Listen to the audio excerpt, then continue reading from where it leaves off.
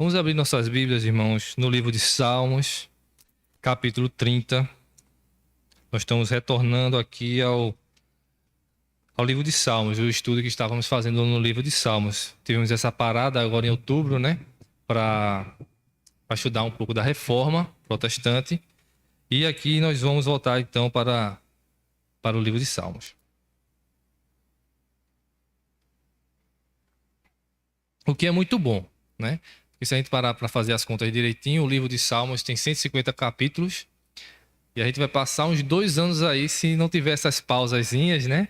A gente vai passar muito tempo estudando Salmos. Então, é bom que tenha essas pausas. A gente descansa um pouquinho de Salmos, depois retorna. Vamos lá. É bom também que tem muito conteúdo. Salmo 30. Salmo de Davi, cântico da dedicação da casa. Eu te exaltarei, ó Deus, porque tu me livraste e não permitiste que os meus inimigos se regozijassem contra mim. Senhor, meu Deus, clamei a ti por socorro e tu me saraste. Senhor, da cova fizeste subir a minha alma, preservaste minha vida para que não descesse à sepultura. Salmodiai ao Senhor, vós que sois seus santos, e dai graças ao seu santo nome, porque não passa de um momento a sua ira, o seu favor dura a vida inteira. Ao anoitecer pode vir o choro, mas a alegria vem pela manhã. Quanto a mim, dizia eu na minha prosperidade, jamais serei abalado. Tu, Senhor, por teu favor, fizeste permanecer forte a minha montanha. Apenas voltaste o rosto, fiquei logo conturbado. Por ti, Senhor, clamei, ao Senhor implorei.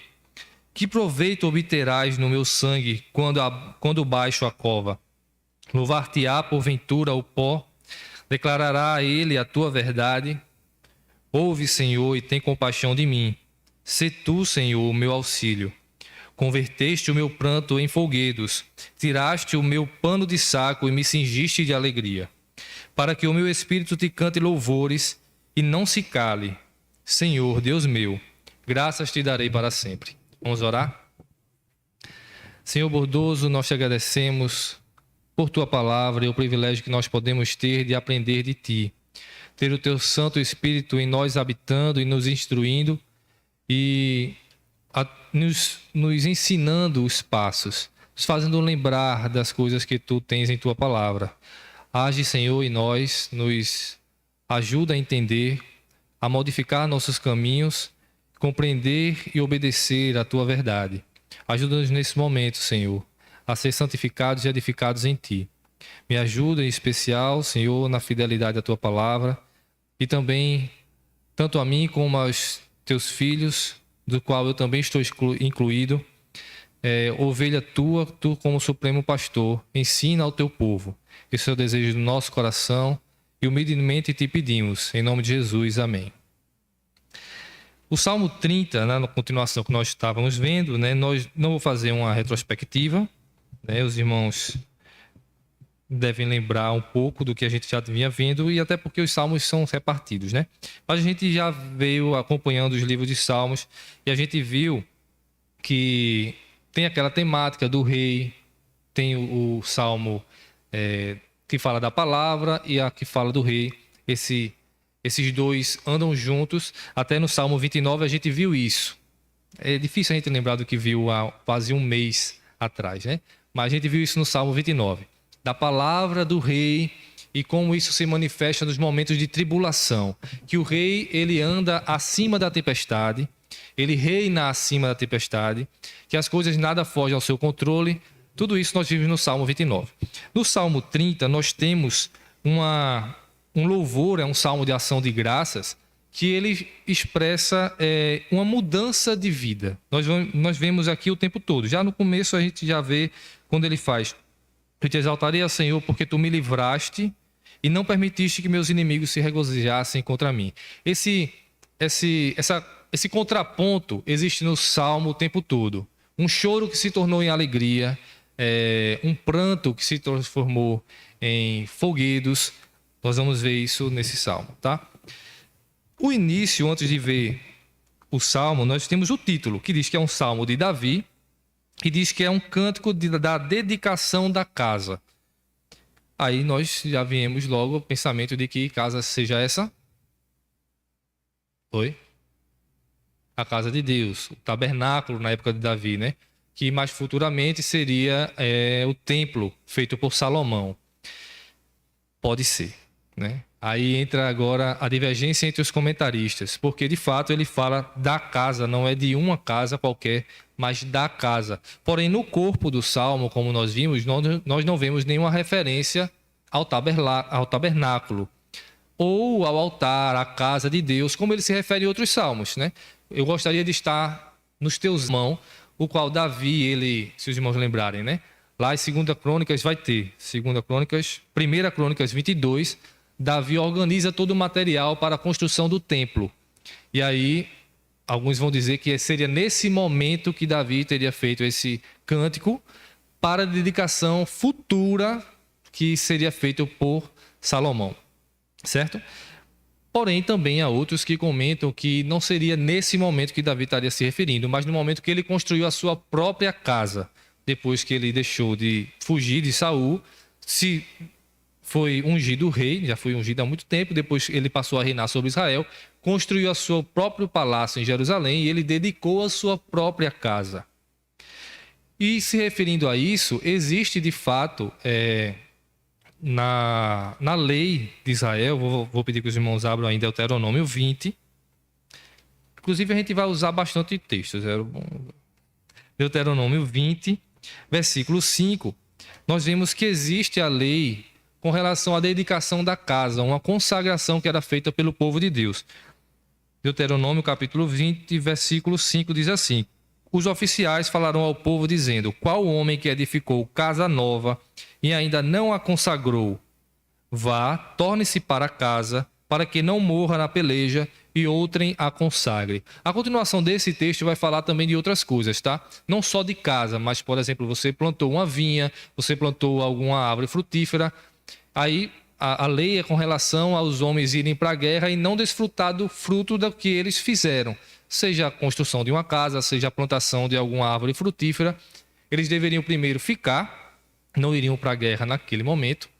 Ele consagraria a sua casa, ele comeria do fruto daquilo que ele plantou primeiro, para depois poder ir para a guerra. Inclusive, até o casamento, tá? Se depois de casado, se casasse agora, não iria para a guerra. Passava-se um ano em casa com a esposa, né? Para curtir o casamento, para depois ir para a guerra. Porque pode morrer na guerra, né? O motivo ele diz aqui mesmo. Porque se morrer na guerra, o que ele fez não vai desfrutar. Então é esse o motivo, tá? Então, alguns também pensam que esse Salmo 30 seria um salmo de dedicação da casa de qualquer povo. Como Davi tivesse feito esse salmo para esses momentos. Quem construiu uma casa usa esse salmo para consagrar e dedicar a sua casa a Deus, certo? É isso que se refere a esse salmo. Ficamos nisso. Sabemos que é para uma casa. Seja a casa de Deus, seja a casa de Davi ou a casa do povo de Deus. Esse salmo em si, ele fala sobre... seria usado nesses momentos. E aqui vamos ver o conteúdo desse salmo. A gente vê no conteúdo desse salmo que a gente vê uma mudança de estado. Veja o que eu falei no versículo 1. Ele fala sobre exaltar o Senhor, porque uma coisa aconteceu. Ele foi livrado dos inimigos, né? E Deus não permitiu que os inimigos regozijassem contra ele. No Salmo 5, no versículo 5, a gente vê que há uma transformação de choro em alegria. Veja o que diz o versículo 5. Porque não passa... Não, o finalzinho. Ao anoitecer pode vir o choro, mas a alegria vem pela manhã. No versículo 2, a gente tem um clamor se transformando em socorro e cura. Senhor meu Deus, clamei a ti por socorro e tu me saraste. Veja que existe a transformação o tempo todo. No versículo 11, nós temos um pano de saco, e os irmãos devem recordar na história de Israel, pessoas que se colocaram pano de saco, se vestiram de pano de saco, e jogaram cinza sobre a cabeça. Era uma atitude de lamentação, de choro profundo, de amargura de alma. Então, ele há uma transformação de tirar o pano de saco e colocar alegria como vestimenta. No versículo 11 diz isso: converteste o meu pranto em folguedos, tiraste o meu pano de saco e me cingiste de alegria. Veja que e esse cingir de alegria, né? Algumas traduções vão colocar como sendo transformando o meu pranto em folguedos. Esses folguedos também pode ser traduzido como dança, né? É outra transformação que há aqui, o pranto em folguedos. Dança, divertimento, recreio, tudo isso está sendo colocado, certo? A versão King James desse salmo, que é em inglês, ela vai traduzir colocando como se fosse no gerúndio. O gerúndio, ele é o ando, endo, Ana depois de cima, né? Dançando, não é transformando só em dança, seria dançando. Ele, na nossa tradução fica estranho, obviamente, né? Mas é como se Deus transformasse o chorando em dançando, ou seja, é um ato contínuo. Não é simplesmente um momento que aconteceu um choro e se transformou num sorriso, mas é uma vida de choro em uma vida de alegria, de dança, de festa, de satisfação. O versículo 5, quando ele diz, ao anoitecer pode vir o choro, mas a alegria vem pela manhã, essa alegria não é simplesmente um riso, tá? É simplesmente uma satisfação silenciosa. Mas a alegria aqui, a ideia e a tradução literal seria para que um brado de alegria. É uma alegria que não cabe do peito, de você gritar, de você não se conter, de você dançar espontaneamente. Se a gente lembrar de Davi, ele fez isso no momento da arca. Ele não se continha de tanta felicidade. Ele dançou, ele sorriu, ele gritou. É essa alegria que está se falando, tá?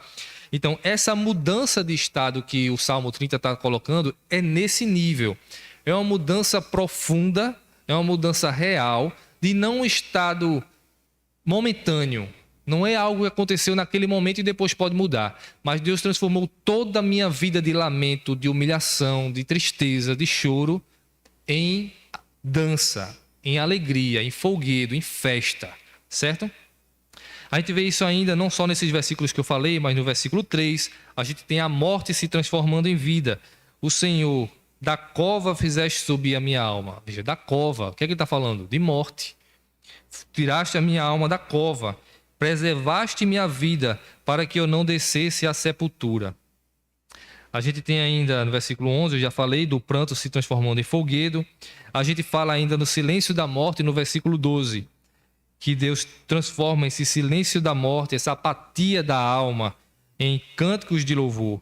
Versículo 12, para que o meu espírito te cante louvores e não se cale. Dentro dele, o tempo todo, há um cântico ao Senhor. Um louvor ao Senhor. Ele fala no versículo 1 de um livramento, de uma perseguição que Deus livrou, né? Quando ele fala dos inimigos, porque tu me livraste e não permitiste que meus inimigos me pegassem, né? Se regozijassem contra mim. O tempo todo essa transformação, um livramento, cura. Perceba que então ele trata de coisas que acontecem na vida de qualquer pessoa em diversos níveis, seja em doença, seja amargura de alma, seja algo físico, ou seja algo espiritual, algo mental, seja algo externo, como os inimigos perseguindo, seja um pecado que leva à morte.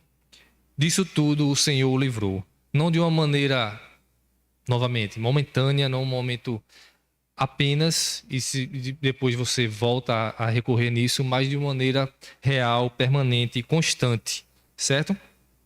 Disso que o Salmo está falando. Ainda um pouco sobre o versículo 1, quando ele fala, me livraste, esse livraste, que ele diz, né? Eu te exaltarei, o Senhor, porque tu me livraste. A palavra, esse livraste, é a mesma palavra que seria traduzida, usada, né? Para a gente não faria sentido no Salmo, mas é a mesma palavra usada como se tirar um balde de um poço. Então você percebe a ideia também de como que Deus tirou ele de um poço, ou seja, estava perdido. Que o inferno, uma das descrições do inferno no Velho Testamento, existem algumas palavras que eles se usam. Uma dessas palavras é Sheol. E o Sheol, para eles, é descrito realmente como se fosse uma cova funda bem funda, lamacenta, podre, e que as pessoas, quando morrem, que não conhecem a Deus, elas iriam para o Sheol, para esse poço sem saída, fundo e podre, né? Um lamaçal terrível. É essa a descrição que Davi está falando. Como que de um balde, Deus o tirou do Sheol, tirou ele do próprio inferno e o colocou acima dos inimigos e o livrou. Essa é a transformação. Então veja que esse salmo está tratando de transformação.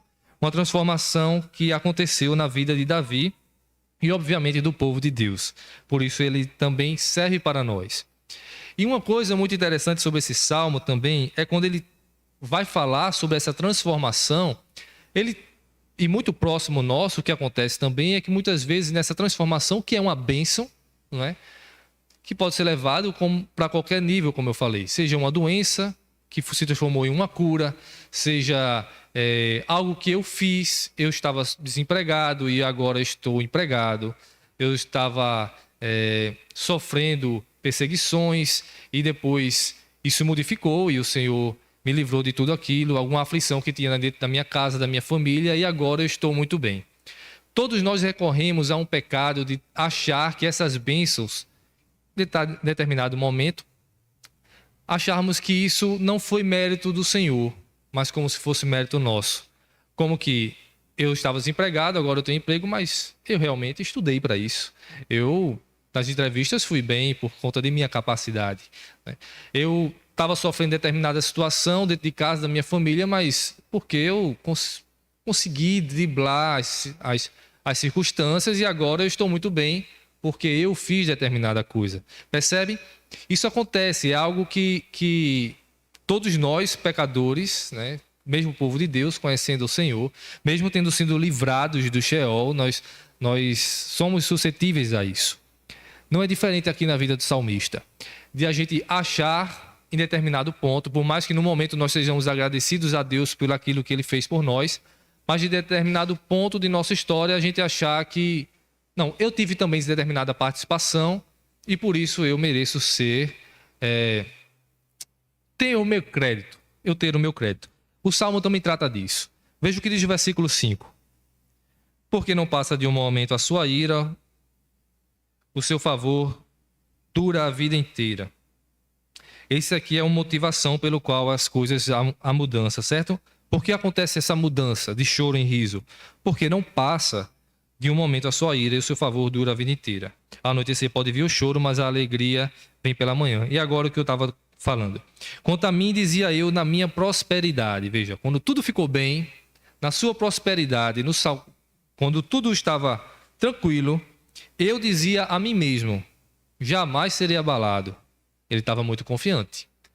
Aqui, ele ficou autossuficiente, autossegurança, achando que tudo o que ele tinha agora era simplesmente manter, não precisaria mais do Senhor. E aí vem o versículo 7. Tu, Senhor, por teu favor, fizeste permanecer forte a minha montanha. E agora veja, apenas voltaste o rosto, fiquei logo conturbado.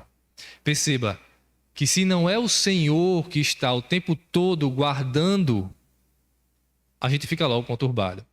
Não é simplesmente o fato de o Senhor ter agido em determinado momento de nossa vida, de nossa história, para nos livrar de determinada coisa. Mas o Senhor cuidando e preservando o seu povo o tempo todo é o que garante a segurança. Em determinado momento, se você esqueceu do Senhor e achou que você vive muito bem sozinho, só basta o Senhor virar o rosto. As coisas vão começar a ruir. Perceba que ele usa a palavra montanha. Eu já falei aqui sobre o mar, né? O mar que é, na descrição poética, ele representa o caos, os inimigos, o mundo conturbado.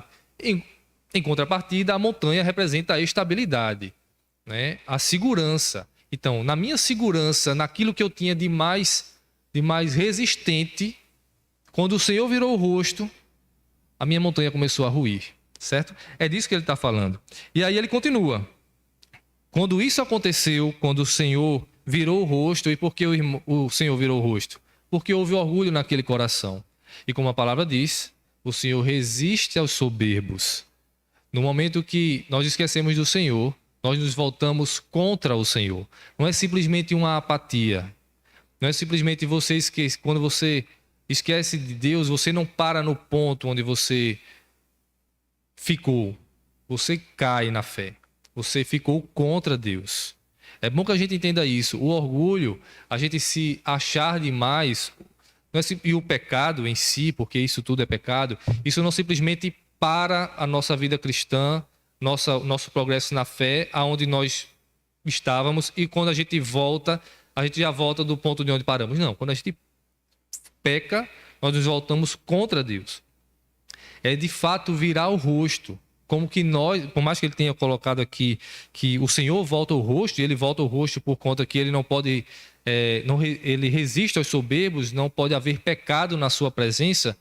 Então, quando estamos na presença do Senhor e há pecado, ele se volta contra nós porque nós nos tornamos inimigos dele. Nessa maneira. Então, nós ruímos, nós decaímos, nós caímos de fato na presença do Senhor. E só existe um caminho para voltar. É o que o versículo 8 vai dizer. Por ti, Senhor, clamei, ao Senhor implorei. E aí ele argumenta: que proveito obterás no meu sangue quando abaixo a cova? Se eu morrer, o que é que o Senhor lucra com minha morte? Louvar-te-á porventura ao pó, declarará ele a tua verdade.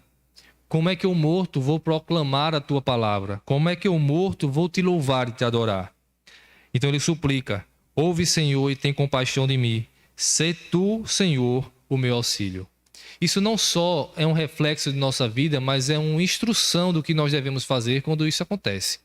Seja no pecado de orgulho, sobre qualquer pecado, que de fato recai também no orgulho, porque qualquer pecado vai ser nós nos voltamos contra Deus e querendo agir à nossa própria maneira, porque nós estamos indo de contra a palavra dele. E o modo como nós devemos proceder é simplesmente nos humilharmos, implorar ao Senhor por redenção, por perdão, para que ele nos aceite de volta. E a argumentação que o salmista nos ensina a fazer é muito própria, porque nós vivemos e nascemos para adorar o Senhor. É o propósito de nossa existência. Então você pode argumentar com o Senhor: Senhor, se o Senhor me deixa no meu pecado, como é que eu vou exercer o motivo de minha existência, que é adorar o Senhor? Se eu ficar morto, se eu ficar decaído, se não houver um cântico no meu coração, como eu vou te exaltar? Isso deve ser também uma motivação para que nós voltemos ao Senhor. Não é simplesmente nos livrarmos de um problema, mas ter comunhão com Ele. Viver de fato bem, todos nós queremos isso.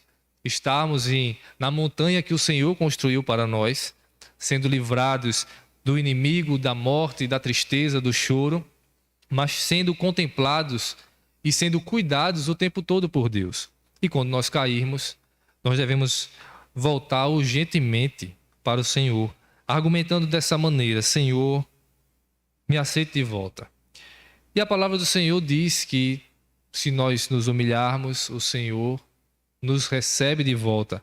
E é isso que ele continua aqui no versículo 11, dizendo que ele foi aceito.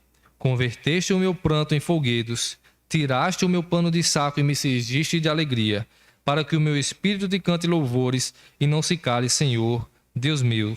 Graças te darei para todos, para sempre. Esse texto, então, meus irmãos, fala disso tudo. Fala da nossa vida com relação a estar com Deus. De onde nós fomos tirados, e mesmo depois da salvação, do que acontece em nossa vida o tempo todo, que nos abate, que nos entristece, nos bota para baixo. E como o Senhor continua nos livrando de tudo isso. Até sobre o orgulho que em nós vem no coração. E como isso também nos abate e nos amargura. E nós precisamos voltar para o Senhor. Como eu disse, o problema aqui é a autoconfiança. E o Senhor diz que esse livramento e esse recebimento e esse perdão está porque não passa de um momento a ira do Senhor. E o favor dele dura a vida inteira. É o triunfo da misericórdia sobre a justiça, como Tiago diz, que a misericórdia do Senhor triunfa sobre a justiça, porque a justiça do Senhor faria que nós perecêssemos na hora. Mas a sua misericórdia é maior, isso está lá em Tiago 2,13, tá? Que há um triunfo, e aqui também há o triunfo da misericórdia sobre a justiça. E aí, tratando sobre esse problema da autoconfiança, eu vou pedir que os irmãos abram suas Bíblias em 1 João, de 1 a 8, de capítulo 1, do versículo 8 ao versículo 10. Eu vou ver aqui. Se dissermos que não temos nenhum pecado, a nós mesmos nos enganamos e a verdade não está em nós. Se confessarmos os nossos pecados, Ele é fiel e justo para nos perdoar os pecados e nos purificar de toda injustiça. Se dissermos que não temos cometido pecado, fazemo-lo mentiroso e a sua palavra não está em nós. Acabou. Certo, obrigado. É até o 10 mesmo. Veja, que isso também está dentro do orgulho. Não é simplesmente nas coisas das bênçãos que nós nos apropriamos e elas são méritos do Senhor, mas também quando nós agimos como se fôssemos perfeitos.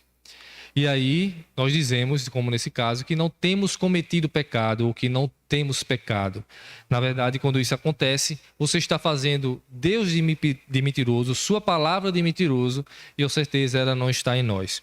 Nós nos tornamos inimigos de Deus. Tiago 4, de 13 a 16.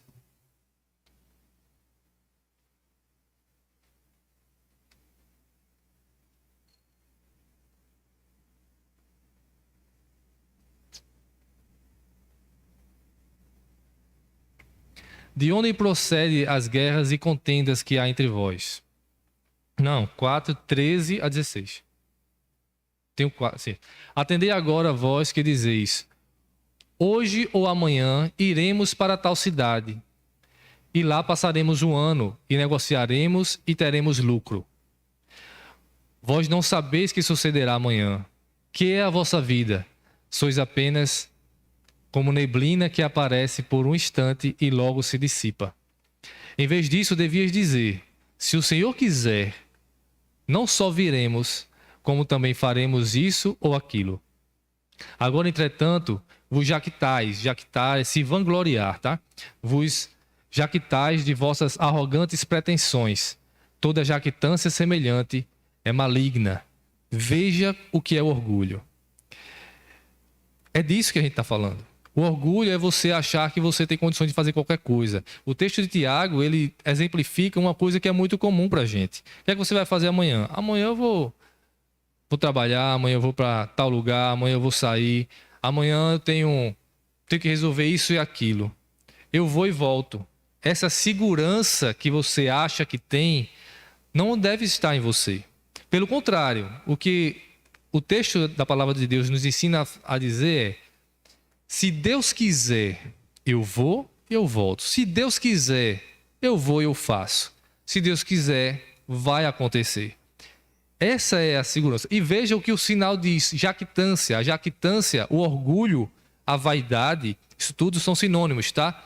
A arrogância, essa segurança que você acha que tem de fazer, de realizar, de ir e voltar, isso é orgulho. Isso é maligno. É maligno. É totalmente contra a vontade de Deus.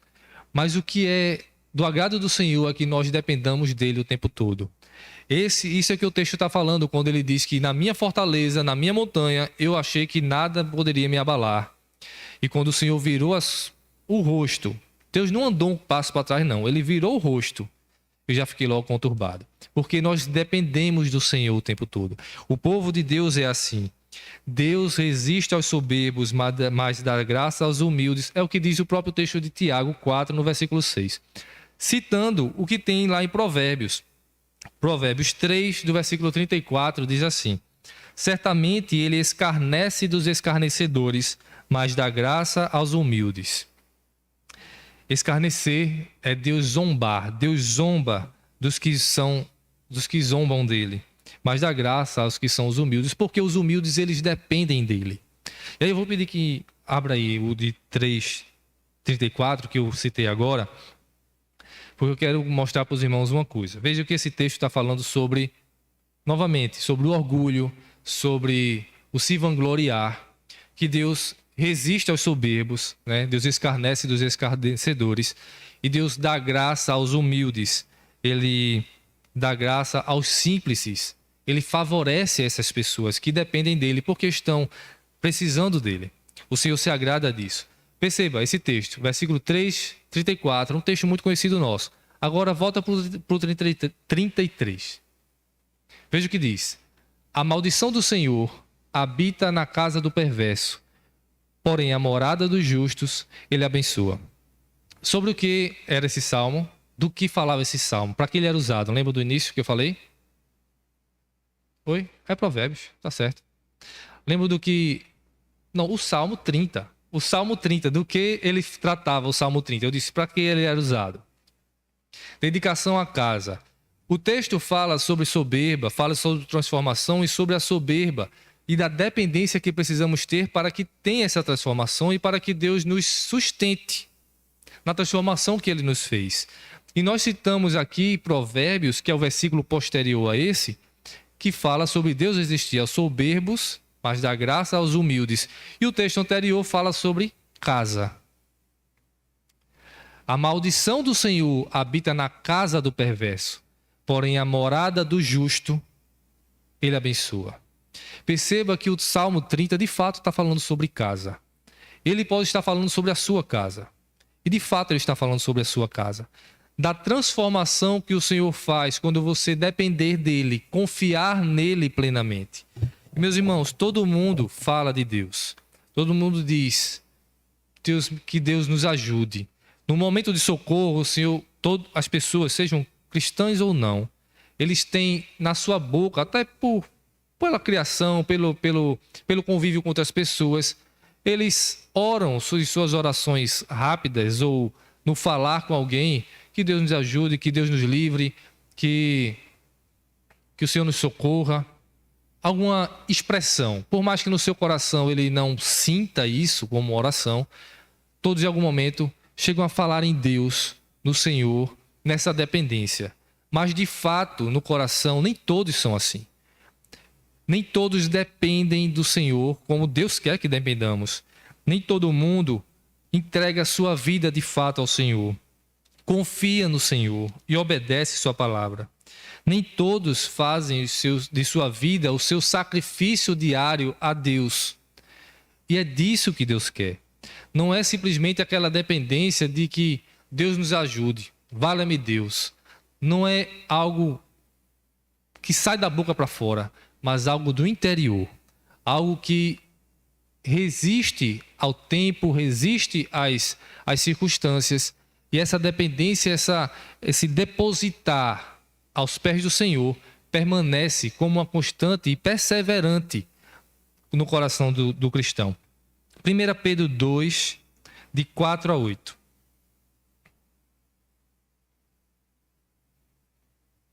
Antes, Renan, por favor. Lucas 6, de 46 a 49. Porque é o seguinte, o texto do Salmo 30, como eu falei, fala de uma dedicação de uma casa. E nós vimos que de Provérbios 3, ele também fala que Deus age diferente com quem coloca a sua casa aos pés do Senhor, né? E Jesus tem também algo a nos ensinar sobre uma casa. Em Lucas 6, de 46 a 49, diz assim: Por que me chamais Senhor, Senhor, e não fazes o que vos mando? Todo aquele que vem a mim e ouve as minhas palavras e as pratica, eu vos mostrarei a quem é semelhante. É semelhante a um homem que, edificando uma casa, cavou, abriu profunda vala e lançou o alicerce sobre a rocha. E vindo a enchente, arrojou-se o rio contra aquela casa e não a pôde abalar, por ter sido bem construída. Mas o que ouve e não pratica é semelhante a um homem que edificou uma casa sobre a terra, sem alicerces. E arrojando-se o rio contra ela, logo desabou. E aconteceu que foi grande a ruína daquela casa. O Senhor também nos ensina sobre uma casa. E o alicerce dessa casa, do qual ele diz que é a rocha, que é ele mesmo. E ele não fala simplesmente de pessoas que nunca ouviram falar. Ele fala de pessoas como que todos ouviram falar, mas de quem faz o que ele falou. de quem obedece. Então tá aí a diferença. Aqueles que ouvem e praticam são os que edificam a sua casa na rocha. São os que trabalham. Veja que esse texto dedica, o texto de Mateus correlato, ele vai dedicar mais expressões ao que acontece. Vem o vento, vai o rio, vem a chuva. Esse texto ele traz destaque sobre achar a rocha. Ele cava uma vala, ele faz uma cova profunda até achar uma rocha. É esforço, é perseverança. Não é fácil você manter a sua vida alicerçada nos caminhos do Senhor. Não é, por mais que você conheça, você precisa dedicar-se. Por isso é uma vida de entrega. A confiança em Deus é algo que todos nós desfrutamos, mas a verdadeira confiança que agrada a Deus e ela provém da fé é algo constante, algo perseverante, algo que exige esforço nosso. De matar o nosso eu, a nossa vontade, aquilo que amamos e fazer o que Ele quer. Cientes de que daquilo no momento eu posso nem compreender que é bom para mim, mas confiando de que o Senhor tem o melhor para o seu povo. É disso que ele está falando. E agora sim, 1 Pedro 2, de 4 a 8, vai nos falar que essa rocha é o Senhor. Chegando-vos para ele a pedra que vive, rejeitada assim pelos homens, mas para Deus eleita e preciosa.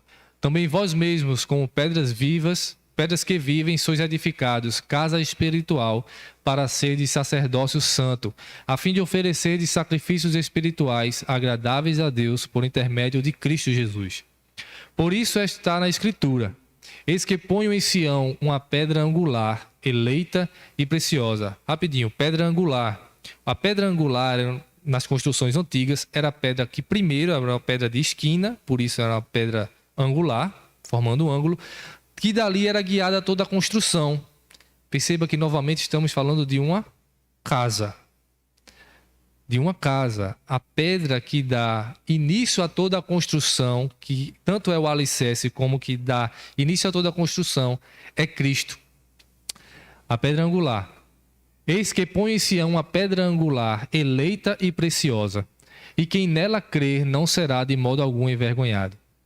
Para vós outros, portanto, os que credes, é preciosidade, para os descrentes, a pedra que os construtores rejeitaram, essa veio ser a principal pedra angular. E pedra de tropeço e rocha de ofensa, são estes os que tropeçam na palavra, sendo desobedientes para os que também foram postos. Veja então que o que temos aqui é de fato o salmo tido para dedicação e consagração da casa, que pode ser a sua casa, pode ser a sua vida. E isso tudo para nos lembrar que nós precisamos do Senhor, de onde Ele nos tirou, de que Ele nos mantém, de que a situação que vier, Ele pode resolver. E o que agrada a Ele é justamente essa dedicação que nós temos à Sua palavra. A entrega que nós fazemos a Cristo de toda a nossa vida, dos nossos prazeres, de nossos momentos, de nosso cotidiano e nossa rotina. Não importa se você passa por um lugar o tempo todo, aquela vida de ida e volta para aqueles mesmos locais, é tudo muito conhecida por você. Na sua ida você até conhece os buracos para lá e você desvia antes de chegar. Mas se Deus não estiver guiando você, cuidando de você, isso vai ser a sua ruína. Diante disso, eu quero que nós vamos reler Provérbios capítulo 3, que nós lemos no início. E veja que o texto que nós lemos, ele fala de forma prática sobre confiança. Confiança em Deus, confiança na palavra dele e na sabedoria de Deus, que em Provérbios 8 vai ser descrita como sendo o próprio Cristo. A sabedoria que levou ao nascimento do mundo e à criação de todas as coisas. Essa sabedoria de Deus é o próprio Cristo. E ela também é descrita aqui em Provérbios 3. E isso deve ser o final de nossa mensagem, para a nossa exemplificação do que é confiar em Deus inteiramente, como agrada a Deus. Veja o que diz Provérbios. Filho meu, não te esqueças dos meus ensinos, e o teu coração guarde os meus mandamentos. É tudo que nós estávamos falando lá em Pedro sobre a palavra de Deus e essa pedra angular que constrói e que está alicerçada. Por quê? Porque eles aumentarão os teus dias e te acrescentarão anos de vida e paz. Não te desamparem a benignidade e a fidelidade, ata-as ao pescoço, escreve-as na tábua do teu coração, e acharás graça e boa compreensão diante de Deus e dos homens. O que é que o texto está falando aqui? Sobre confiar nas palavras de Deus, obedecer às palavras de Deus. O que Cristo falou, como ele viveu, o que ele nos ensinou, é isso que nós devemos meditar, comer, ver o tempo todo e não nos esquecer. A confiança no que está escrito nessa palavra. É disso que essa partezinha está falando. Confia no Senhor de todo o teu coração e não te estribes no teu próprio entendimento. Não se ache o máximo no que você sabe. Confie nele. Reconhece-o em todos os teus caminhos e ele endireitará as tuas veredas. Por onde você passar, perceba a dependência que você tem dele. E se ele tirar um tio de sua vida, logo você vai ficar conturbado. Reconhece todos os teus caminhos. Não seja sábio aos teus próprios olhos, teme ao Senhor e aparta-te do mal. Será isto saúde para o teu corpo e refrigério para os teus ossos. Veja que o mundo hoje está percebendo agora, há algum tempo, mas é bem recente na ciência, que a mente e o que acontece na mente e o modo de pensar afeta a saúde do corpo. A palavra de Deus já diz isso há muito tempo e há muitos anos.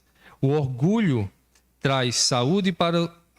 Orgulho não, né? Traz doença, né? E os caminhos do Senhor traz saúde para o corpo e refrigério para os ossos.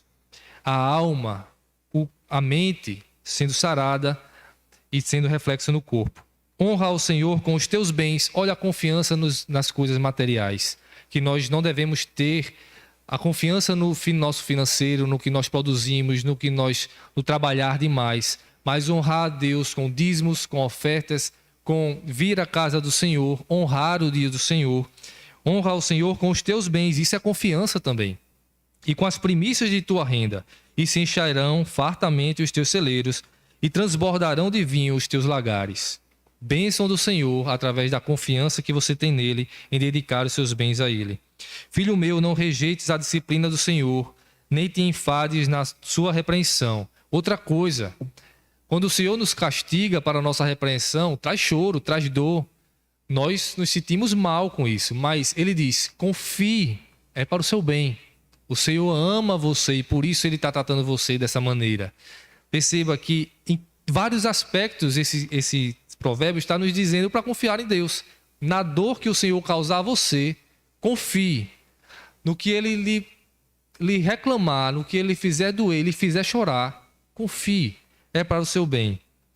Não te enfades da sua repreensão, porque o Senhor repreende a quem ama, assim como o pai ao filho a quem quer bem. Feliz o homem que acha sabedoria e o homem que adquire conhecimento, porque melhor é o lucro. E essa sabedoria, não pense que é sabedoria mundana, tá? É sabedoria que vem da palavra de Deus, que é o próprio Cristo. Porque melhor é o lucro que ela dá do que o da prata, e melhor a sua renda do que o ouro mais fino. Mais preciosa do que as pérolas, e tudo que pode desejar não é comparável a ela. O alongar-se da vida está na sua mão direita, e na sua esquerda riquezas e honra. Os seus caminhos são os caminhos deliciosos, e todas as suas veredas paz. Ele está falando da sabedoria, mas é Cristo que ele está descrevendo aqui, tá? Veja que ele vai falar até que a sabedoria agora, no versículo 18, que é representada no Éden e em Apocalipse. Para os que é árvore de vida para os que a alcançam, e felizes são todos os que a retêm. O Senhor com sabedoria fundou a terra, com inteligência estabeleceu os céus. Pelo seu conhecimento os abismos se rompem e as nuvens destilam orvalho. Filho meu, não se apartem estas coisas dos teus olhos. Guarda a verdadeira sabedoria e o bom siso, porque serão vida à tua alma e adorno ao teu pescoço. Então andarás seguro no teu caminho, e não tropeçará o teu pé. Quando te deitares, não temerás, deitar-te-ás e o teu sono será suave. Por que teu sono será suave? Por confiança. Porque você confia na palavra de Deus. porque você segue os caminhos do Senhor. E se você confia plenamente, você não se perturba. Em paz me deito e logo pego no sono, porque só tu, Senhor, me fazes repousar seguro. A segurança não vem de nós, nem do que nós temos, mas do que o Senhor nos dá. Não temas o pavor repentino, nem a arremetida dos perversos quando vier. Porque o Senhor será a tua segurança e guardará os teus pés de serem presos. Não te furtes de fazer o bem a quem de direito, estando na tua mão o poder de fazê-lo. Amar o próximo como se fosse a nós mesmos também é questão de confiança. Todo obedecer à palavra de Deus é questão de confiança a Deus. Nós não nos devemos nos privar de fazer o bem a alguém porque nós estamos preocupados com o que nós vamos ter amanhã. Nós fazemos o bem sabendo que Deus vai nos prover porque estamos obedecendo a sua palavra de amar o próximo como a nós mesmos. Veja que ele vai dizer: não diga ao teu próximo, vai e volta amanhã, então tu darei, se tu tens agora contigo. Dê ao seu próximo, faça o bem a ele. Não maquines o mal contra o teu próximo, pois habita junto de ti confiadamente. Jamais pleiteis com alguém sem razão, se te não houver feito mal. Não tenhas inveja do homem violento, nem sigas nenhum dos seus caminhos, porque o Senhor abomina ao perverso, mas aos retos trata com intimidade. A maldição do Senhor habita na casa do perverso, porém a morada dos justos ele abençoa. Certamente ele escarnece dos escarnecedores, mas dá graça aos humildes. Os sábios herdarão honra, mas os loucos tomam para si ignomínia. Que o Senhor nos abençoe. Que Ele faça nos entender que a nossa casa deve ser dedicada a Ele. Nosso lar, nosso tempo com Deus. E nossa casa, tanto ela física como nossa família, mas também nossa casa pessoal, porque somos templos do Espírito Santo. O seu culto pessoal com Deus, o seu momento de devocional e seu momento também de culto doméstico precisa ser preservado. É assim que nós dedicamos o nosso lar ao Senhor. É assim que nós o chamamos para morar em nossa casa. E é assim que nós confiamos a Ele a nossa vida, a nossa família. Não pense que nada que você possa produzir vai trazer bens permanentes aos seus filhos, à sua esposa, ao seu marido. Não é o que vocês produzem, os que vocês trabalham demais, mas o tempo que vocês dedicam a Deus, confiando em Deus, isso será a bênção do seu lar e dedicação e consagração da sua vida a Ele. Que o Senhor nos abençoe. Vamos ficar em pé, irmão?